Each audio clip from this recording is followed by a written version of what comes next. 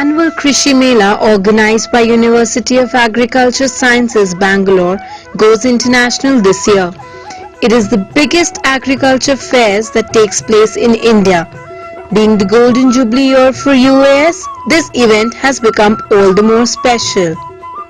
The university cancelled the fair last year because of drought, but a striking number of nearly 2 million farmers attended the fair this year. First and foremost benefit is they can look at the plant on the spot and gain right-hand knowledge. Number one, seeing is believing. Number two is they are also exposed to the different companies which are catering to the needs of supplying agricultural inputs.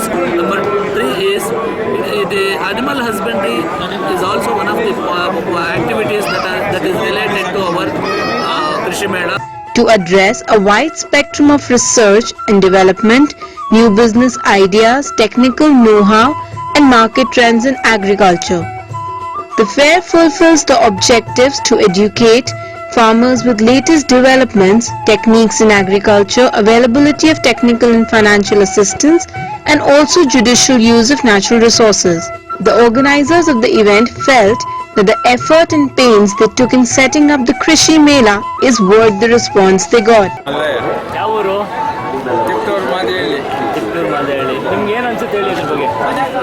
ಇಲ್ಲಿ ಬಂದು ಏನು ತಿಳ್ಕೊಂಡ್ರಿ? ಇಲ್ಲೇನೇನು ವರ್ಷ ಬರ್ತೀವಿ ಎಲ್ಲ ತಗೋಬೇಕು. ಏನು mission ತಗೊಂಡಿಲ್ಲ?